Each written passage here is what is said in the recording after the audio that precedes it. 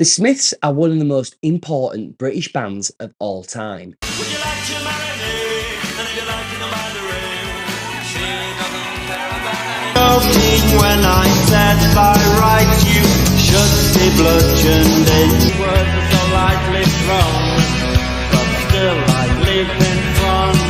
They were completely unlike anything else during the 1980s. While the charts back then were full of polished synth pop from bands like Human League and Spandau Ballet, the Smiths sounded like they came from another planet. There's never been a band that sounds quite like them ever again. And yet, they only released 4 studio albums. Just 4. Still, they've left a deeper mark on British music than bands with twice the catalogue and 10 times the budget. But today, I'm not here to even talk about one of their big singles. I'm here to talk about a B-side. Buried on the flip side of William It Was Really Nothing is a track so haunting, so iconic, it's been called the Stairway to Heaven of indie music, and Johnny Marr himself even said it's the most enduring record we ever made. It's got a life of its own.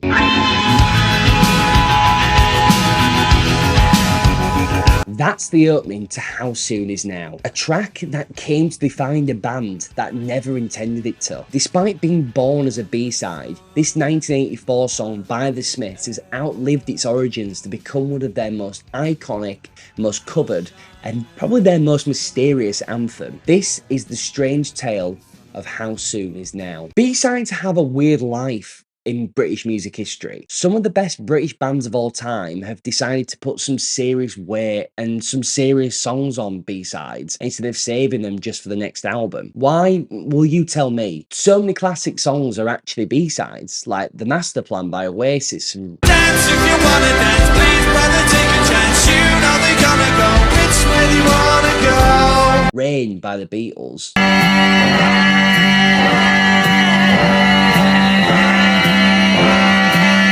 I'm in Love With My Car by Queen, just to name a few. So why would the Smiths think any differently? Putting a great track on a B-side is just normal order. The track began its life not as a burst of inspiration, but kind of really in a haze of marijuana. It was June of 1984 and guitarist Johnny Marr was staying in Earl's Court, where over 4 intense days he wrote 3 Smith songs in a creative flurry.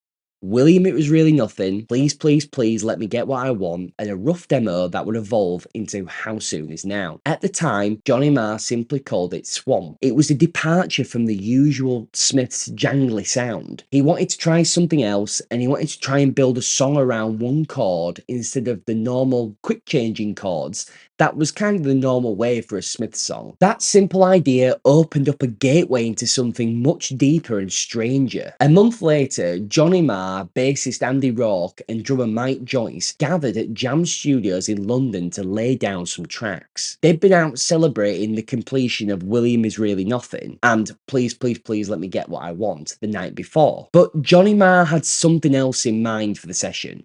And what followed was one of the most stoned studio sessions of their career. Red lights replaced the studio bulbs and mics were set up at odd distances. The atmosphere was thick with cannabis. Johnny Marr jammed out the core riff with the band and brought it to the producer John Porter. Johnny Marr was inspired by the feel of early Elvis records and especially the Bo Diddley song Mona.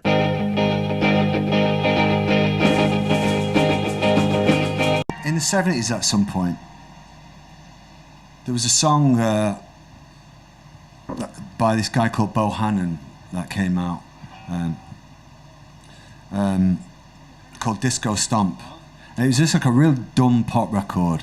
And so when my mates, as I say, when my mates were getting really into like clever guitar and Deep Purple and Led Zeppelin and all of that stuff, and I was really a real student of the guitar. I was only about 12 or something. This record came out that went...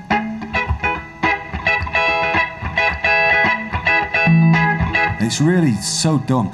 It just goes, everybody do the disco stomp. Everybody do the disco stomp.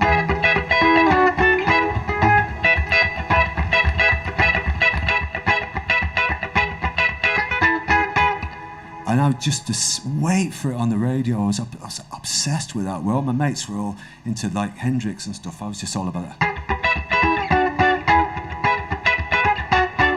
I was kind of like, that's what a guitar should do. And then I always liked, so yeah, and then as I got older and I realised that came from this guy, Bo Diddley, who invented his own beat.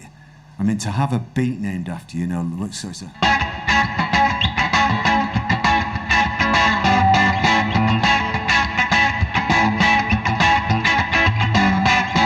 which is pretty happening. The pair ran the original guitar track through 3 Fender twin reverb amps set at different tremolo speeds. I arrived at the studio with the demo of the whole thing apart from the tremolo effect, Marr told the Guitar magazine in 1997. At the time, I was playing Bo Diddley stuff everywhere I went, so I wanted it to be really tense and swampy, all at the same time. As expected, it wasn't an easy feat, and in order to get it right, recording had to stop and restart constantly in order to keep everything in sync. In 10-second bursts, they layered the wobbling sound into something swampy, and, most iconically, full of tension. They added a slide guitar part using a rare harmonizer, then bounced all the guitar tracks over the 3 of the tape's 24 channels. After several takes, they managed to trim it down to 8 minutes and then finally to 7. When they played back the finished instrumental, the room fell completely quiet. Porter and Johnny Marr looked at each other and agreed that it sounded epic. But while Marr was sculpting the song's architecture,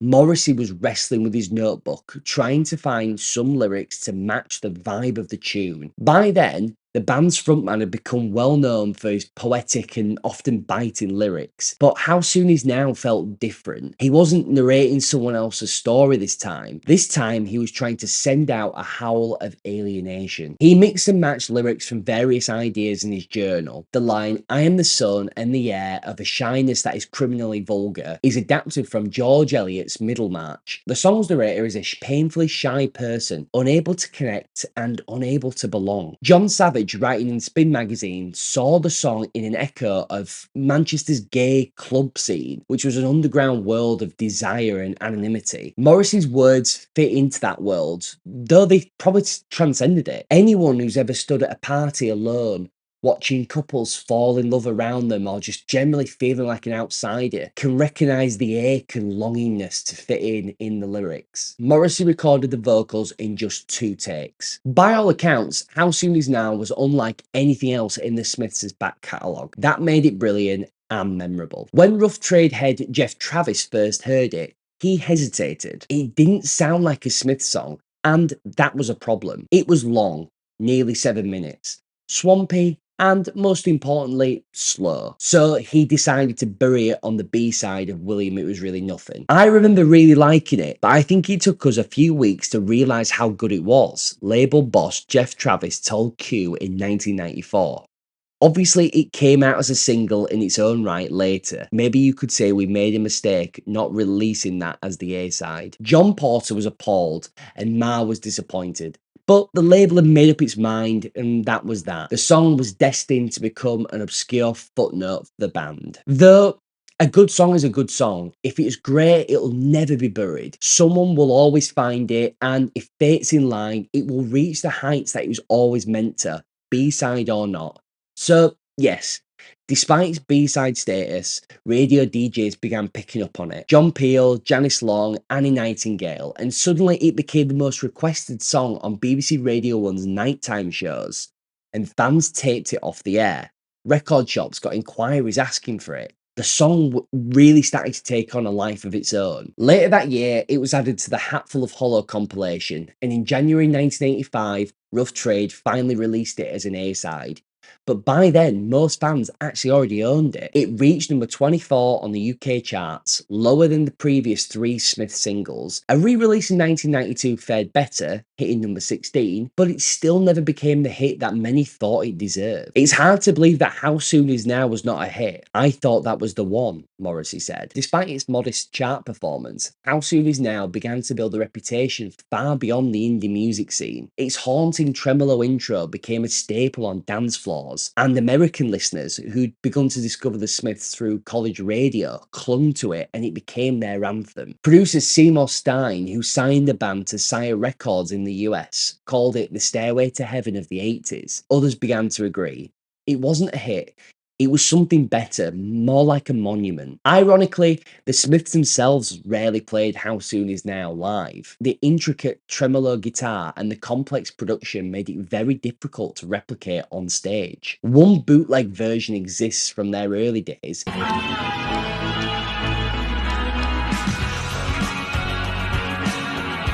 Morrissey, however, revived it regularly in his solo career from 2004 onwards, and Johnny Marr too performed it in the later years with his band, both with the Healers and as a solo artist. Both seemed to understand that How Soon Is Now had grown beyond them. But over the years, critics have struggled to summarise the song's power. Melody Maker called it a visceral power capable of blowing the dust off 80s inertia. Rolling Stone placed it in their list of the 500 greatest songs of all time.